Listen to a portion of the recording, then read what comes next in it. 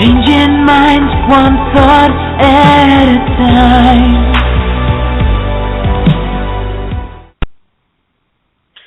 Greetings, everyone, and welcome to Changing Minds Online, First Sunday Superstars. How are you doing today, Jessica? I am doing awesome. Thank you. What about you? I'm doing great. I'm super excited to introduce our October First Sunday Superstar. He is very, very dear to me. We actually graduated together from Colorado Technical. We got our doctorates together on the same day. It was a wonderful day. I still have many pictures of it, So I'm super excited to have him here. It is Dr. Emad Rahim. He is the entrepreneur in residence at Oklahoma State University, and we would love to welcome you. Hello, Dr. Rahim. Hello, everyone. I'm excited to be here, especially with two lovely women like both of you. Oh, thank you. Thank you so much for being on our show. We're so excited and blessed to have you, and I can't wait to hear your story. Well, hopefully I can raise the bar. I know you will.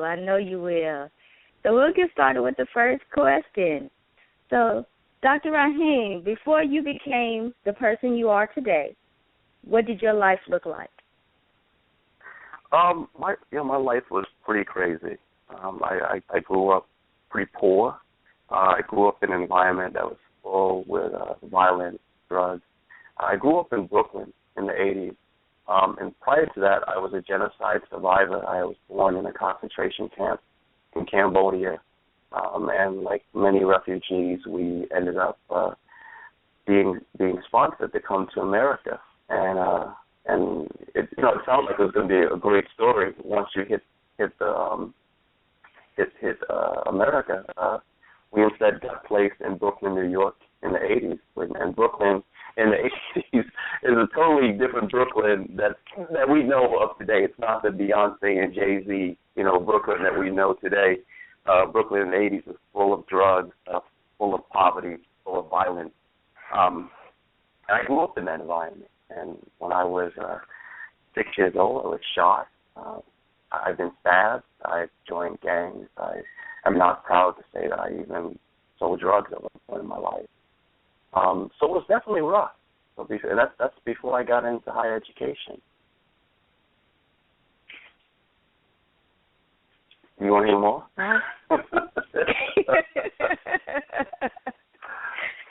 No, that's fine. Thank you, sir. So what was the turning point in your life?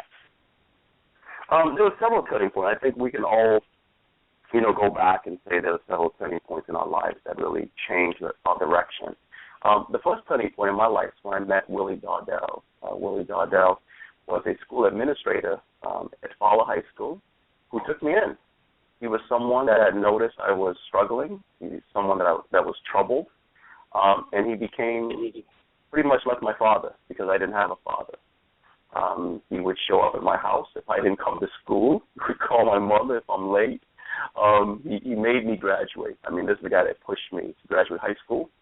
And then when I graduated high school, he was also the person that brought me to the local community college and helped me complete my application, my financial aid, and even today, I still call him for advice and seek guidance from him. The other turning point was meeting my wife. She was another person that molded me and took me out of the streets. She married a thug, and eventually I grew into a man. Right? And the third turning point was having children. That made me more responsible, made me more focused. It made me want more out of life, not necessarily for myself, but for my kids. So those are like the three major turning points in my life. Wow, it sounds like you've had some amazing experiences. And so how is your life different today than what it was? Where are you today? It's very different. Sometimes I have to really sit back and kind of think about where I came from to really appreciate where I'm at today. Like I said, like Akina mentioned, I'm currently the entrepreneur resident at Oklahoma State. I'm also an associate professor at Bellevue University. I've held, the position of dean at two major universities, and I've taught at a lot of great schools. And what is interesting is that I would never imagine myself working in higher education because I was always intimidated by higher education. I did not like school. I struggled in high school because I was dyslexic. I spent much of my public school years in special education. So I've never imagined myself to be working at a university and teaching people, at this level. I went from growing up on welfare and living in Section 8 housing to being named a top entrepreneur, writing for Forbes magazine and being mentioned in Huffington Post. And, I went from being chased by police officers to getting an award by a congressman for community service. So it's really ironic. It's pretty incredible. That's awesome. So, I have a question for you. And, when you decided to make that change, how many people in your life kind of said you were crazy, or, how many friends did you lose? And, one of the things I noticed for me is when I decided to really turn my life around, a lot of people told me, well, this is something you're not going to be able to do. And if I would have listened to them, certainly we wouldn't be having this conversation today. And I wonder, for yourself, did you have people in your life who told you, well, no, you're not going to be in the magazines, you're going to be, you're always going to be in this situation? Yeah, no, I think we all had those people. We call them haters, right?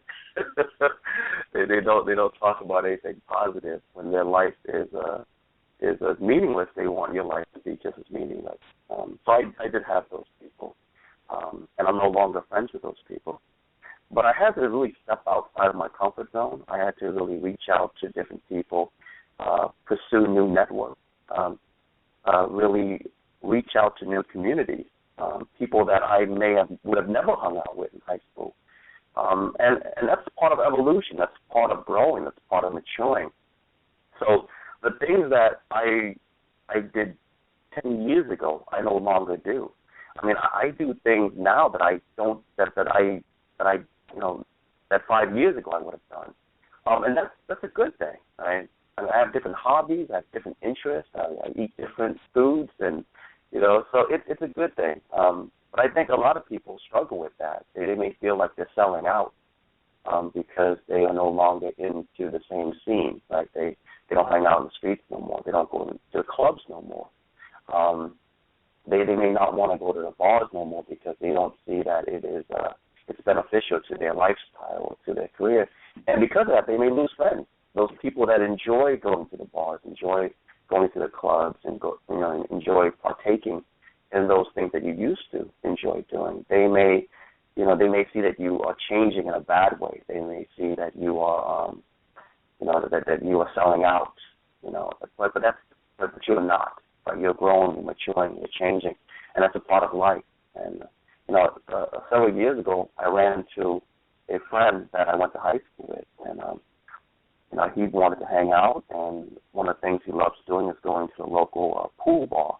He play pool and get a drink or two, and I don't get involved in that stuff anymore. So I told him, I said I would love to catch up, but let's go to the local Starbucks and let's get a cup of coffee and let's talk. And he wasn't into that, but he was just happy to see me. So I think we still see people that are still into the old things, but they may still be very supportive. He was still very happy to see me. He congratulated me. We exchanged information. We gave each other hugs. But to be honest, we would probably never hang out with each other again because we have nothing in common anymore. Yeah, and what would you say to someone, that's in a situation, and if someone is saying, "But I'm losing my friends," what would you say to them? I know one of the biggest struggles I initially had when I made a big change. And this is no longer an issue for me. And I'll share some advice, too, on how I cope with this change, is that initially, a lot of the people that were, in my life, I was no longer at that same level as them. We weren't kind of attracting the same type of people anymore.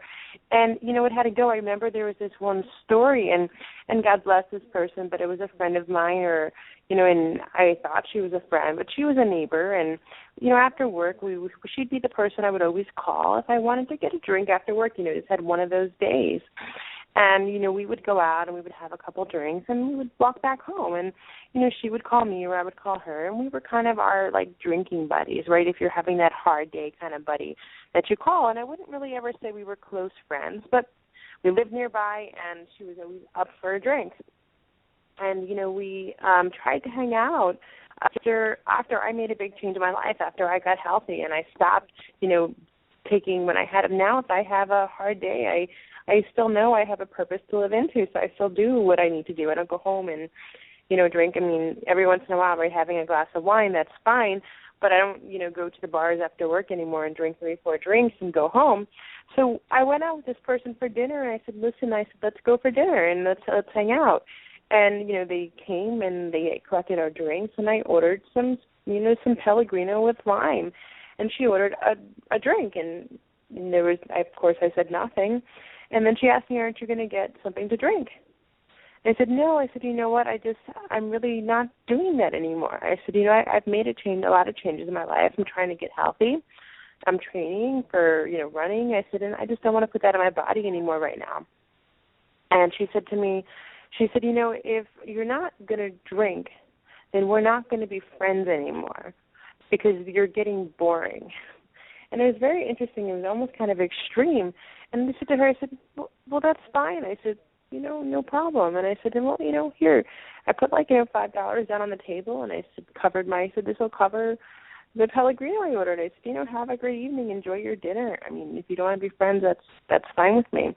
And one of the struggles I initially had is, yes, that's kind of an extreme story, but little by little, a lot of the people that were part of my life did have to go, or one way or the other, eventually we just didn't kind of click anymore. But when you're an entrepreneur, and a lot of people will relate to this, that you're working really hard, especially if you have a full-time job and you're working from 9 to 5 or 9 to 6 or 9 to 7, and you're, I know I live in New York City and I work from 9 to 6:30 and I get home and it's 7:30, 8 o'clock with traffic and when I park, and then I know I'm continuing to do my work. And so there isn't necessarily a lot of time to meet a lot of new people, and it can be very lonely in the beginning. And that's something that I know I struggled with. And Emad, if I don't know if you struggle with that as well. And I know it does get easier, and that's kind of the one piece of advice I would give to people, is it really does get easier. And, you will meet like-minded people, and you'll meet them online. You'll meet them at personal development events, at conferences, at, all these great ways that you can meet other people. But did you have a similar struggle where, what was it like kind of in that in-between phase for you?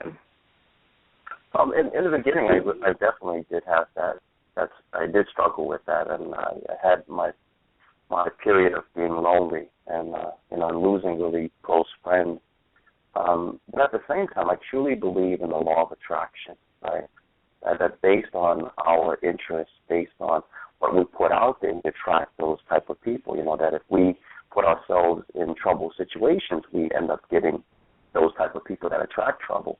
So it's the same thing when it comes to the lifestyle that we choose, that if we decide that we want a healthy lifestyle, that our hobbies and interests change, that we want to be involved in a different environment and really connect with a different network, and we attract a different type of people. So eventually it's going to be natural that those people that are in our lives that don't want to partake in that type of lifestyle, that they don't find that interesting, those people will phase out because you no longer have a common interest. Right? You may not share the same goals, the same desires, the same aspirations. You want to be around people that motivate you, that inspire you, because true friends, whether you enjoy the same things or not, they should be supportive regardless. right? They should be there for you regardless. I mean, that's a true friend. That's a best friend, right? That's someone that is going to love you unconditionally, that's going to support you and be there for you unconditionally, and know that you'll do the same thing for them. Same time, know that that you have different interests, right? I still have friends that I can call, and if I need help, I know they're going to be here for me. But I mean, I may have not talked to these people for months, right? But if I call these people, I know they're going to be here for me, and they know that if they call me and if they really need me for something that is legitimate, I will be there for them, right? But we don't hang out anymore, right? Another example is when I got married and had kids, right? So those people that were not married, did not have children, we fell out just because of that. That we really had nothing in common in regards to those, the hobbies, the place we go to, even sports, for example, religion, all these things, change the dynamics of your relationship. So it's natural. But once again, I truly believe in the law of attraction. And I guarantee even you, Jessica, that you eventually found new friends, people that you are now close to, people that find the things you're doing interesting and are involved in your life, very similar to those people that are no longer your friends that were once involved in your life, right? Oh, absolutely. And then, and that's what I wanted to bring up, Different, too, is it really does get better. A lot of people who are new as entrepreneurs, they tell me all the time, is it going to be worth this sacrifice? And being an entrepreneur is a sacrifice because you are spending a good amount of your time initially on the front end building your business. And it does get better, and you do meet people, and like does attract like, and you do wind up, finding people who are working towards the same type of goals you're working towards. And that's really the only type of lasting friendships you can have anyway. And, I know now that I'm at a comfortable place with myself that I'd rather be alone than to be with people who are taking me away from my goals. But the truth is you don't really wind up alone. You may have a period of time where you're in that period of attracting new people or meeting new people. And it is important to make the effort to go out and meet new people. So you really should be. And this goes, all the time, not just in the beginning of your career. And it doesn't matter what type of business owner you are, you need to schedule time to do networking. Obviously, Key and I are both professional network marketers, so we schedule time to meet new people that we want to attract into our business. But, no matter what type of business it is that you work with, you always want to schedule in time to go to networking events. I am committed to going to a minimum of one networking event a week where I look to meet like-minded women who are entrepreneurs. And a lot of times, whether or not we become business partners or not, I develop some really great friendships. You never know where down the line you're going to meet someone who has a skill or has, something that can help you or that you can help. One of the biggest things people struggle with is breaking out of that high school habit in how we form relationships with people. I mean, I know people that are 35 years old and they have not made any new friends. They're only friends with the people in their neighborhood. So some people struggle with that they can't network. Right? They really feel uncomfortable making new friends and starting conversations. And I mean, we know people that struggle with that when it comes to dating, for example, right? That they can't seem to connect with the right person because they can't step outside of that comfort zone. So that's a great example. What you said, that sometimes you have to force yourself to schedule some time to meet new people and engage in these new networks and meet new people and find something unique and interesting about other people that you can connect with. So that's a great point. I like what you said about the networking piece. That's very crucial in our educational world, as you know. How important is that just for a normal, everyday basis? What would you say? I think it's extremely important. You are, I always say that you are as good as your Rolodex, right? Because people will hire you based on who you know and what you know, right? So there definitely needs to be a balance. We often hear that, that people get their foot in the door because of who they know, and that's so true. But also, you get the job job based on what you know. So knowing certain people will get your foot in the door, but knowing the stuff that needs to be done, having the experience, having the education gets you the job. So networking is extremely important. I can say that the majority of my jobs, whether it's the education, whether it's the consulting, whether it's the curriculum stuff that I do now, or even entrepreneurship, a lot of it came through networking, just meeting unique people and finding common interests. And it also, it's important to know the difference between creating true relationships with people versus becoming an opportunist. Right? You don't meet someone with the purpose of taking advantage of the situation. I would never reach out to someone because I noticed that they have a very impressive title, or they work for a certain company that I'm interested in developing a relationship. What I do is I try to find a common interest, right? I try to find a common goal, things that we can connect on, or maybe I identify a problem that they're struggling with that I could contribute to. And often based on those relationships, opportunities will be created organically because people see that you bring value to the table, right? People will see that you have very similar interests in what they're doing, and they start inviting you to their network. They start inviting you to their organization, and you expand your experience, you expand your knowledge. So that's very important. I find that a lot of people they go to these network events, and you can see that the conversation is very superficial. They're not even listening. Right? They're waiting for their turn to speak. They're pursuing certain people that look certain ways, that have certain titles, right? that work for that company, and that's not natural. That's not how you network. And people see through that right away. Yeah, so absolutely. Can you tell us about some of the things you're doing because of your the networking that you just described? What do you mean? Repeat that again. Can you tell us about some of the things you're doing now because of that networking that you described? Oh, one example is just recently I was recognized at the United Nations Foundation for all the entrepreneurship work that I did. So I had an opportunity to go to the United Nations, meet some wonderful people, and a lot of them, they were young entrepreneurs.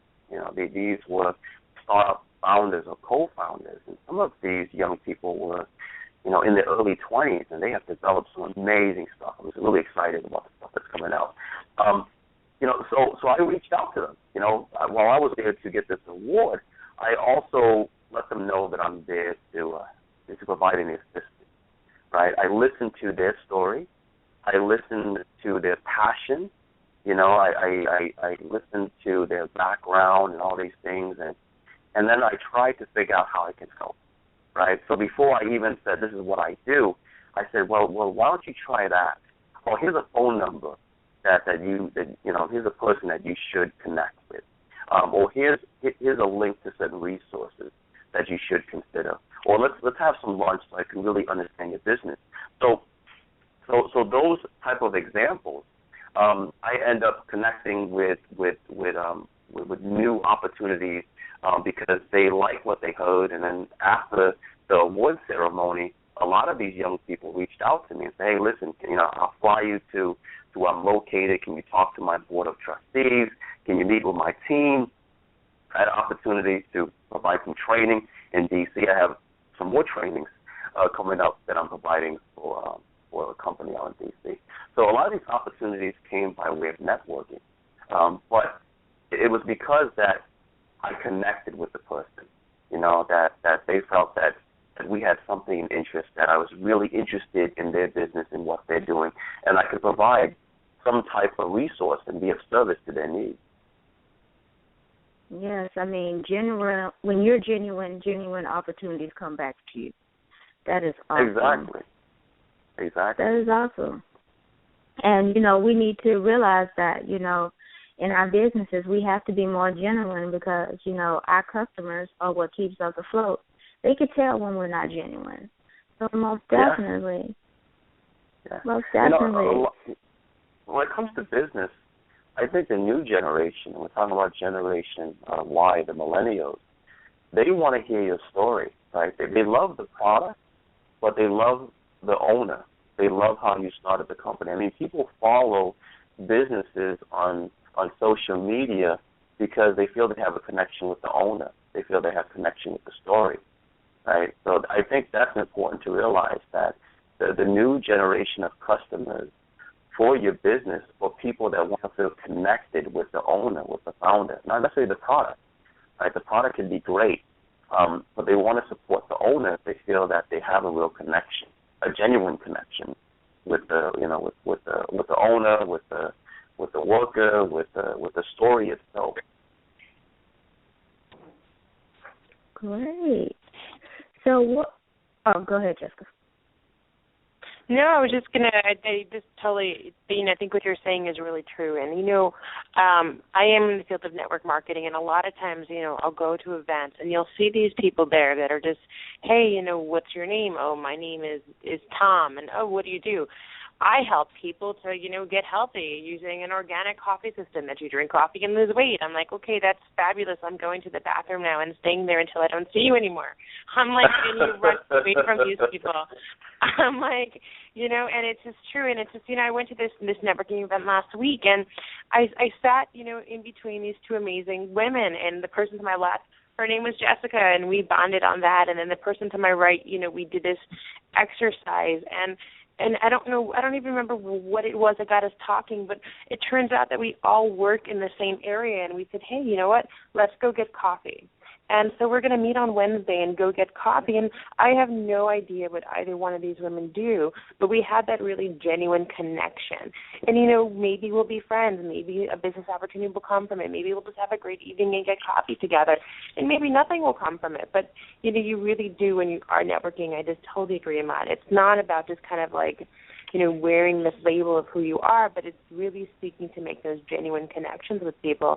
And when you do make those connections, if like you said, that law of attraction, like attracts like. There's a reason why you're attracting each other, and there usually will be a need that'll come out, and it will be met, and it kind of just happens automatically. So you don't really need to artificially create that situation. Just be yourself, like Akina said, be genuine, and let the situation be created. Exactly. That's exactly it. Very good. Well, I know that it's almost the end of our call. Can you something you wanted to add? I know I was going to ask for our takeaway.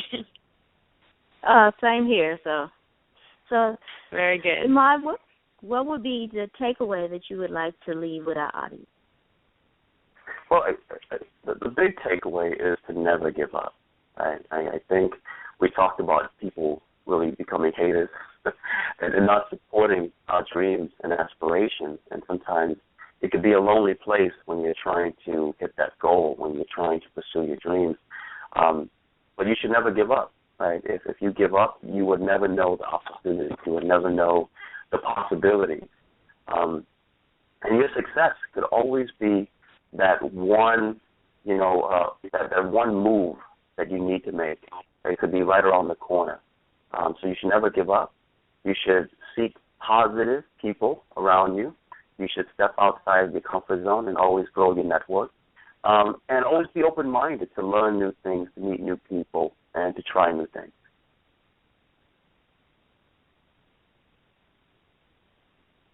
That's awesome advice. Well, thank you so much, Emad, for being on our show tonight. It was a privilege to have you, and congratulations on everything you've accomplished as well. Well, thank you. Thank you both for the opportunity. And if anybody wants to get in touch with you, how would they do that? They can follow me on Twitter. It's at Dr. Emad Rahim. So Dr. D-R-E-M-A-D, Rahim, R-A-H-I-M. They can also find me on LinkedIn. It's just Emad Rahim. I think I'm the only Emad Rahim that I know of that's affiliated with those different universities. They can also find me on tweakyourbiz.com where I blog. I also blog for Forbes, so all you have to do is search me by Google and you'll find me. Okay, well, thank you so much. Yes, and thank you to everyone who called in tonight. It was a wonderful evening. Emad, I'd love to hear your story. So, thank you, everyone. I'm going to end the call this evening, but God bless. Have a great night, and we look forward to seeing you on Thursday on our Empowering Women series. Good night, everyone. Good night.